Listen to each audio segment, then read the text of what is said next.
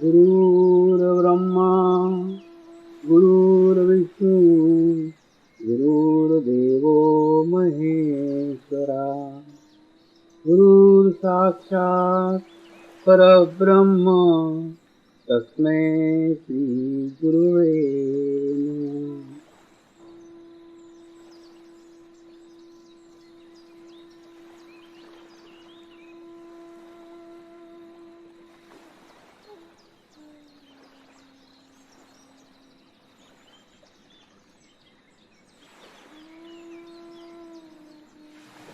मेरे साथ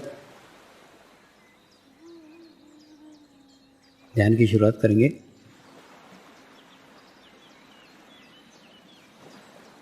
मैं एक पवित्र आत्मा हूँ।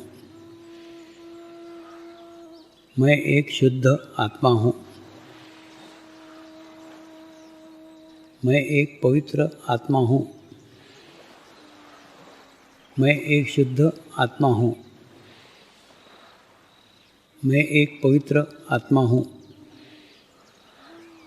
मैं एक शुद्ध आत्मा हूँ। गुरु मंत्र का उच्चारण करेंगे। ओम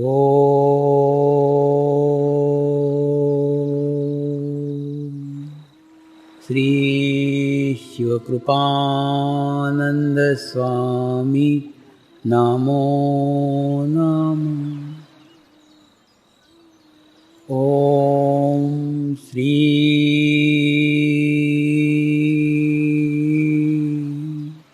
शिवकृपानंद स्वामी नमो नमः।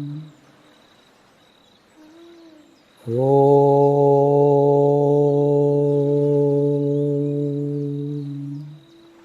श्री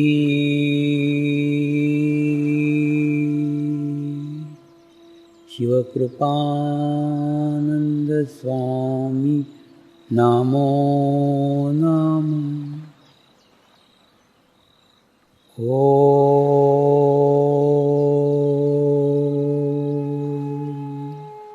श्री शिवकृपानंद स्वामी नमो नमः।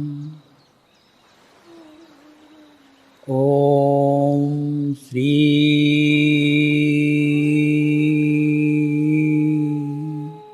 शिवकृपानंद स्वामी नमो नमः। ओम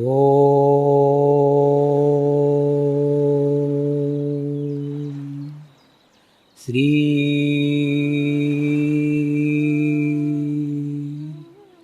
शिवकृपानंद स्वामी नमो नमः। ओम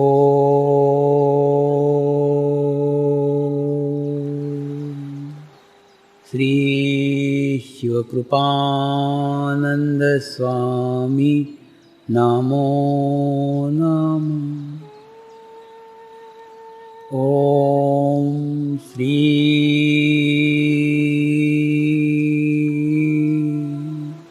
शिवकृपानंद स्वामी नमो नमः।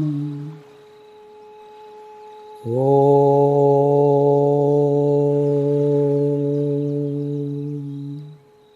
श्री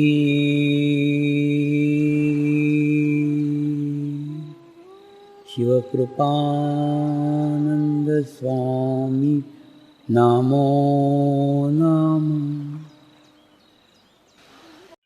हो सकता है मेरी उपासना की पद्धति अलग हो, हम दोनों की उपासना की पद्धतियां भले ही अलग हो, लेकिन हम दोनों का धर्म एक ही है। हम दोनों मनुष्य हैं, इसलिए इसके अंदर मनुष्य धर्म जागृत होता है।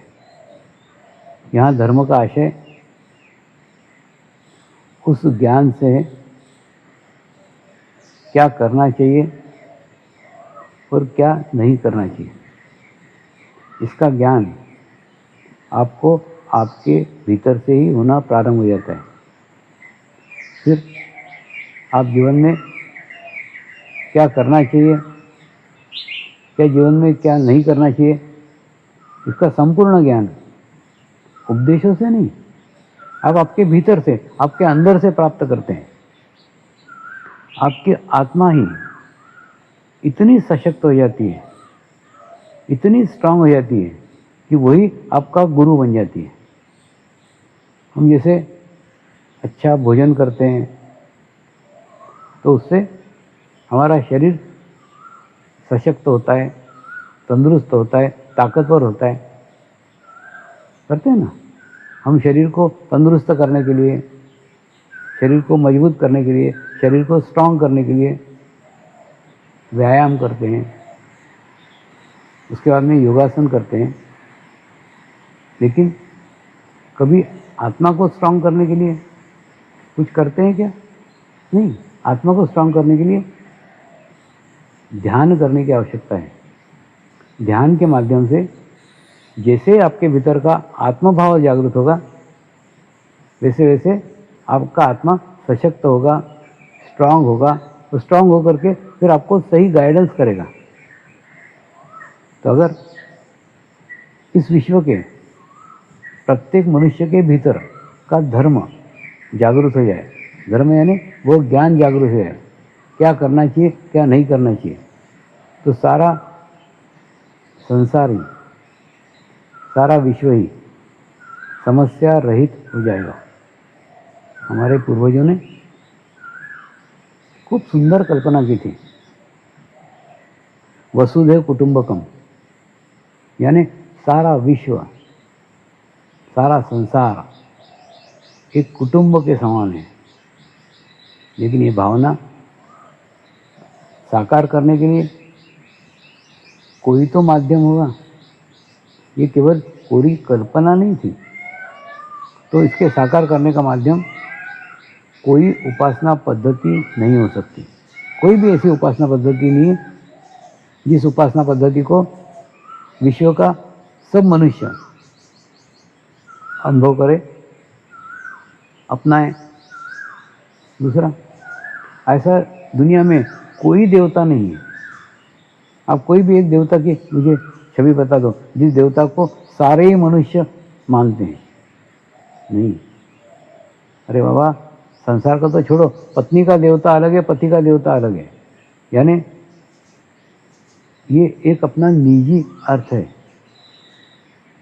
देवता को मानने का। तो संसार में ऐसा कोई देवता नहीं है जिसको सारे ही लोग मानते हो। तो वसुधैव कुटुंबकम की कल्पना जो हमारे पूर्वजों ने की थी, इसको साकार करने का कौन सा मार्ग है? एक ही मार्ग है, वो मार्ग है योग। योग के माध्यम से वसुधैव कुटुंबकम की कल्पना संपूर्णतः साकार हो सकती है। आज समर्पण ध्यान संस्कार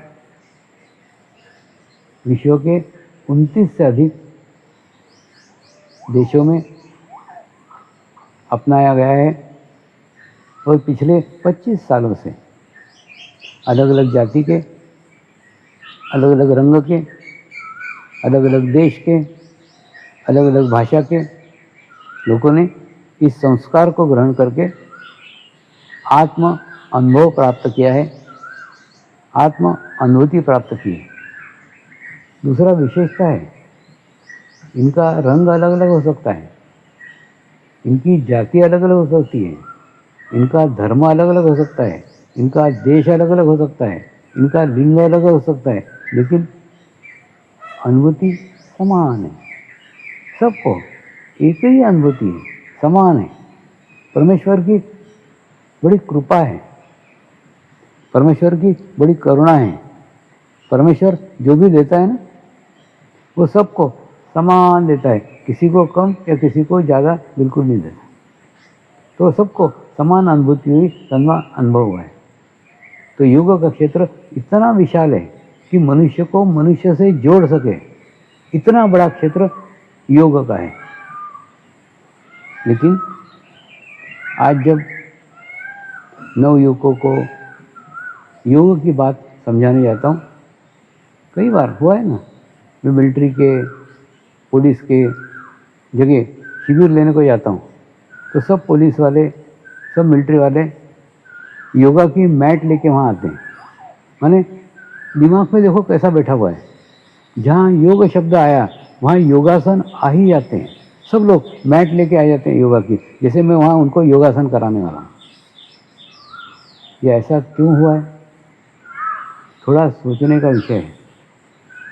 योग को हमारे देश के प्रयासों से, हमारे देश के प्रयत्न से एक महत्वपूर्ण स्थान प्राप्त हुआ है। इसीलिए सारे विश्व में 21 जून को योगा डे मनाया जाता है। लेकिन योगा डे को आप देखो ना, न्यूज़पेपर पे योगासन, टीवी पे योगासन, रेडियो पे योगासन, यानी 21 जून को योगासन के अलावा कोई कुछ बात ही नहीं करता है। और इसका प्रभाव इतना गहरा हो गया है कि योग का बात किया तो लोग योगासन के मैट लेकर के पहुंच जाते हैं। यानी योग यानी योगासन, ये बैठ गया है, एकदम दिमाग में बैठ गया है, पिछले 4-5 साल से बैठ गया। मुझे चिंता 5 साल की नहीं है, मुझे चिंता अगले 50 सालों की है। 50 साल तक अगर ऐसा ही चलता रहा कि योगासन यानी योग, योगासन यानी योग, तो हमारी आने वाली पीढ़ी भी ये समझेगी कि योगासन यानी योग। और फिर जो वास्तव में योग है, जो समग्र योग है, जो संपूर्ण योग है, उसको हम भुला ही देंगे। इसीलिए इस उम्र में भी मैं दुनिया भर में जाता हूँ, सब जगह जाता हूँ और सब जगह जाकर के सबको समझाता हूँ, सबको कहता हूँ कि योगासन योग नहीं है। योगासन योग का केवल और एक केवल अंग है। देखिए, एक कहानी थी ना कि 5 अंधे मित्र घूमने के लिए गए और किसी मंदिर के प्रवेश द्वार पे उनको एक हाथी नजर आया और एक मित्र ने हाथी के सूंड को हाथ लगाया और कहा, अरे मैंने हाथी को संपूर्ण जान लिया है, हाथी ना अजगर जैसा है। फिर एक मित्र ने हाथी के पैर को हाथ लगाया और उसने कहा, नहीं नहीं, मैंने जाना है संपूर्ण हाथी को, हाथी ना एक बहुत बड़े खंभे जैसा है। उसके बाद में तीसरे मित्र ने हाथी को कान को हाथ लगाया और उसने कहा, अरे तुम दोनों गलत हो, मैंने हाथी को जाना है, हाथी ना एक बहुत बड़े सुपड़े जैसा है। चौथे मित्र ने हाथी के विशाल पेट को हाथ लगाया और उसने कहा, तुम सब गलत हो, वास्तव में हाथी का तो बड़ा विशाल रूप है, वो तो एक पहाड़ जैसा है। पांचवें मित्र ने हाथी के पूंछ को हाथ लगाया और कहा, तुम सब गलत हो, हाथी को तो मैं जान रहा हूं, अरे हाथी तो एक रस्सी जैसा है। पांचों मित्रों ने हाथी के केवल और केवल एक अंग को स्पर्श करके, केवल और केवल एक अंग को जान करके हाथी के पूर्ण रूप की कल्पना करनी थी। लेकिन वो केवल एक अंग था। फिर एक व्यक्ति वहाँ से गुजर रहा था, उसने 5 लोगों की बातें सुनी और उनको हाथी के विशाल रूप का वर्णन करके बताया, आपने जो जो अंग को छुआ था ये 5 अंग हाथी के हैं, लेकिन हाथी का पूर्ण स्वरूप इस प्रकार से है। इस प्रकार से उन्होंने वर्णन करके उसको बताया। क्या हम ऐसा ही नहीं कर रहे हैं? केवल योगासन यानी योग, योगासन यानी योग, यानी हाथी के एक पूंछ को पकड़ करके हाथी की पूर्ण कल्पना कर रहे हैं कि ये ऐसा हाथी है, ऐसा हाथी है, ऐसा हाथी है, जबकि केवल एक अंग को छू रहे हैं, एक पार्ट को छू रहे हैं और पूर्ण योगासन यानी योग ये करके योग की कल्पना कर रहे हैं। ये कहानी आज प्रासंगिक है। बस ऐसी स्थिति हमारी है। केवल योगासन यानी योग हम जो समझ बैठे वो बिल्कुल गलत है। अष्टांग योग का केवल और केवल एक अंग योगासन है। योगासन योग नहीं है। आज हम अष्टांग योग के इन्हीं 8 अंगों को जानेंगे और जानेंगे कि इसमें योगासन का स्थिति कहाँ है, योगासन कहाँ रखता है। देखिए, इसके अंदर सबसे पहली पादान पे यम। यम यानी हमारी बुरी बातों को, हमारे बुरे कर्मों को त्याग करना, बुरे कर्मों को छोड़ना। अब यहाँ प्रश्न आता है, कर्म कौन करता है? आत्मा कर्म करती है क्या? नहीं, कर्म शरीर के द्वारा किए जाते हैं। यानी ये भी विचार, ये भी पादान शरीर भाव से संबंधित है कि कर्मों का त्याग करना, बुरे कर्मों का त्याग करना, ये यम है। उसके ऊपर की पादान पे आएंगे तो आएगा नियम। नियम यानी अच्छे कर्मों को करना, उसका एक नियम बनाना कि मैं अच्छे कर्म करूँगा या अच्छे कर्म मैं करूँगी, ये नियम बनाना। अच्छे नियमों को पालन करना, अच्छे कर्मों को करने के लिए नियम बनाना। लेकिन फिर वहाँ पे भी मैं है ना, कि मुझे अच्छे कर्म करने का है, अच्छे कर्मों के साथ अपने आप को जोड़ने का है, तो फिर वहाँ पे शरीर भाव विद्यमान है ही। उसके बाद में उसकी तीसरी पादान आती है। तो तीसरी पादान पे आसन। आसन यानी शरीर को स्वस्थ रखने के लिए किए जाने वाले क्रियाएं। क्या उद्देश्य है? अब उद्देश्य को देखो। आसन का उद्देश्य शरीर को स्वस्थ रखना, यानी फिर शरीर आ गया, और जहाँ शरीर आ गया वहाँ शरीर भाव आ गया, तो यहाँ पे भी शरीर भाव है, यहाँ पे भी शरीर है। इसके ऊपर और चौथी पादान पे अगर हम जाएं तो फिर आता है प्राणायाम। प्राणायाम यानी श्वास और प्रश्वास जो हम ले रहे हैं उनको संतुलित करना, उनको बैलेंस करना। श्वास कौन ले रहा है? शरीर। श्वास कौन छोड़ रहा है? शरीर। श्वास पे चित्त कौन रख रहा है? मैं सांस पे चित्त रख रही हूँ, मैं सांस पे चित्त रख रहा हूँ, मैं सांस नियंत्रित कर रहा हूँ। यानी मैं यहाँ पे भी विद्यमान है, और जहाँ पे मैं विद्यमान है वहाँ पे शरीर भाव आया ही ना। और इसके बाद में अगर हम पांचवी पादान पे जाते हैं तो आता है प्रत्याहार। प्रत्याहार यानी मैंने मेरे जीवन में जो बुरी आदतें अपनाई हुई है, जो पूरे कर्म मेरे हाथ से हो रहे हैं, उनका त्याग करना। तो आदतें किसने अपनाई हैं? शरीर ने। बुरे कर्म कौन कर रहा है? शरीर। तो उनका त्याग करना, यानी फिर शरीर का संबंध तो आया ही ना। तो शरीर का संबंध आया तो शरीर भाव आया, तो यहाँ पे भी मैं का विद्यमान है ही ना, शरीर का भाव है ही। इसके ऊपर के पादान पे आते हैं तो वो है धारणा। धारणा है अपने मन को धीरे धीरे किसी एक माध्यम पे, किसी एक स्थान पे, किसी एक बिंदु पे अपने मन को एकाग्र करना धारणा है। अपने चित्त को, मन को एकाग्र करना धीरे धीरे। लेकिन यहाँ पे भी जहाँ करना आया वहाँ करता आया, और जहाँ करता आया वहाँ शरीर भाव आया, और जहाँ शरीर भाव आया वहाँ योग नहीं। तो यहाँ पे भी कर्ता का भाव है।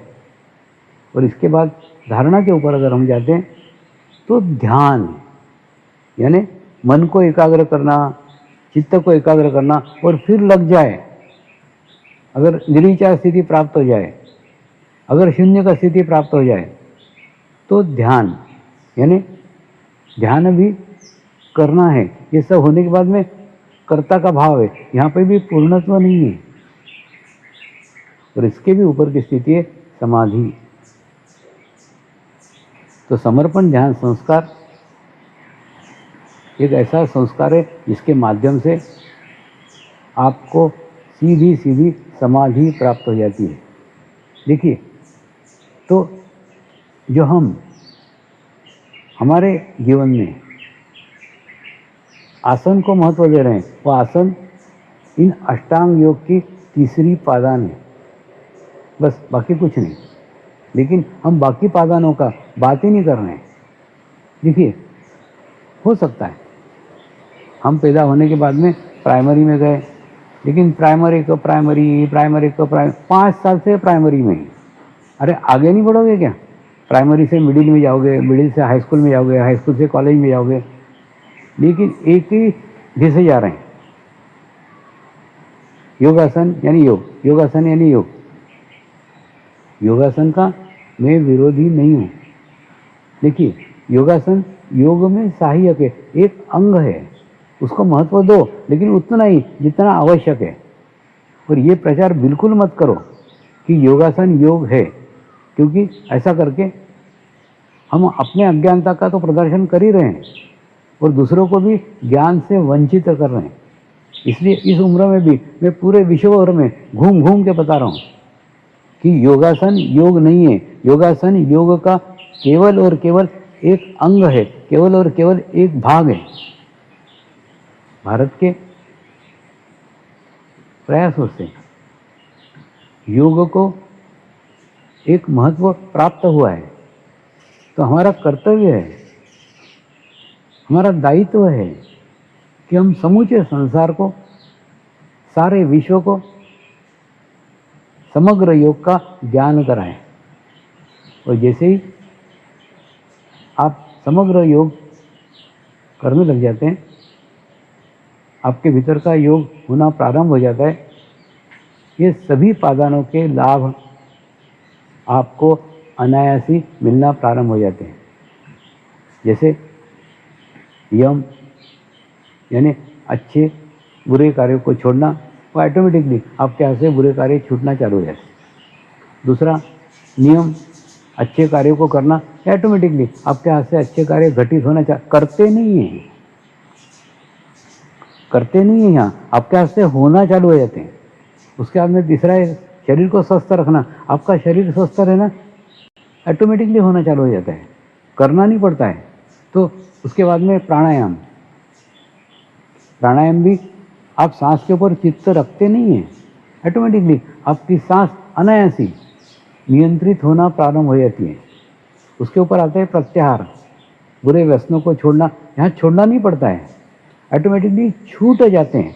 जैसे ही आप समग्र योग करते हैं, प्रत्याहार ऑटोमेटिक घटित हो जाता है, करते नहीं है, हो जाता है। यहाँ कर्ता का भाव नहीं है। और रही बात धारणा की, तो धारणा खुद ब खुद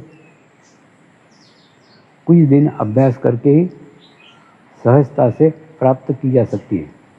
और ध्यान तो समर्पण ध्यान संस्कार की पहली पादान है। जैसे आप ये संस्कार ग्रहण करते हैं, इस पादान पे तत्क्षण, उसी क्षण आप पहुंच जाते हैं और एक निर्विचारता का स्थिति आपके जीवन में आ जाता है। लेकिन कई लोग, कई साधु संत भी निर्विचारता की स्थिति को ही ध्यान समझते हैं, यानी इस ध्यान की स्थिति में जाकर के अटक जाते हैं। निर्विचारता का स्थिति ध्यान नहीं है। निर्विचारता का स्थिति वह स्थिति है जिसमें से ध्यान में जाया जाता है, और इसके ऊपर की स्थिति है समाधि। ये समाधि की अवस्था, जैसे ही आप समर्पण ध्यान संस्कार करते हैं, ग्रहण करते हैं, उसका अभ्यास करते हैं, उसका प्रैक्टिस करते हैं, तो धीरे धीरे आपको प्राप्त हो जाती है। दूसरा, इसमें करने का कुछ नहीं है।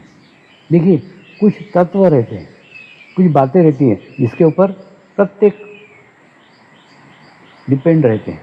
प्रत्येक पद्धति ये पद्धति नहीं है, ये एक संस्कार है, सूक्ष्म संस्कार है। हुआ ना, एक बार इसी आश्रम में, इसी यज्ञशाला में जैन मुनियों का शिविर हुआ। 8 दिन का शिविर हुआ। 8 दिन के पश्चात वो जैन मुनियों ने कहा, स्वामी जी, ध्यान की 3 पद्धतियाँ हैं। एक पद्धति है सांस के ऊपर चित्त रखना, उस पद्धति से भी आपने ध्यान नहीं कराया। दूसरी पद्धति है भस्त्रिका प्राणायाम, प्राणायाम करके ध्यान करना, उस पद्धति से भी आपने नहीं सिखाया। तीसरा है त्राटक, एक दिए की लो की तरफ एकाग्रता से देखते रहना, आपने उस पद्धति से ध्यान नहीं कराया। आपने तो कुछ भी नहीं कराया। फिर हमको जो अनुभूति हुई है, हमको जो अनुभव हुआ है, हम दूसरे को कैसे बताएं? लोग पूछेंगे किस पद्धति से सीख के आए, तो हम क्या बताएं? मैंने उनको कहा, ये ध्यान की पद्धति नहीं है, ये एक पवित्र आत्मा पे किया गया संस्कार है, कुछ नहीं। आपके आत्मा ने सामूहिकता में इच्छा प्रकट की कि आपको अनुभूति होना चाहिए, आपको अनुभूति हुई, तो ये एक संस्कार है। और ये संस्कार एक मंत्र के ऊपर आधारित है। आपको आश्चर्य होगा, ये मंत्र एकदम सिंपल, एकदम साधा है। मेरे बचपन में ना, मेरे अंदर एक आवाज़ चलती थी, मैं एक पवित्र आत्मा हूँ, मैं एक शुद्ध आत्मा हूँ। बस इसी को मंत्र बना दिया। और मंत्र बनाने के बाद में, मंत्र सिंपल है, लेकिन उसके पीछे मेरी 60 साल की साधना है, और उसके साथ लाखों लोगों की सामूहिकता है। हे परमात्मा, हम सभी पवित्र आत्माएं आपको हृदय से प्रार्थना करते हैं कि सारे विश्व में शांति हो, सारे विश्व के आत्माओं की आध्यात्मिक उन्नति हो एवं सर्वांगीण उन्नति हो। यही हम सब आत्माओं की शुद्ध इच्छा है। नमस्कार करेंगे। हे परमात्मा, हम सभी पवित्र आत्माएं आपको हृदय से प्रार्थना करते हैं कि हमारे सद्गुरु श्री शिव कृपानंद स्वामी जी का स्वास्थ्य सदैव अच्छा रहे, उनकी आयु दीर्घ हो, यही हम सब आत्माओं की शुद्ध प्रार्थना है, शुद्ध प्रार्थना है, शुद्ध प्रार्थना है। हे परमात्मा, समर्पण आश्रम व श्री गुरु शक्ति धाम का निर्माण कार्य आपकी कृपा में, आपकी करुणा में, आपकी इच्छा अनुसार निर्विघ्न संपन्न हो, यही हम सब आत्माओं की शुद्ध प्रार्थना है, शुद्ध प्रार्थना है, शुद्ध प्रार्थना है। शांति पाठ करेंगे। ओम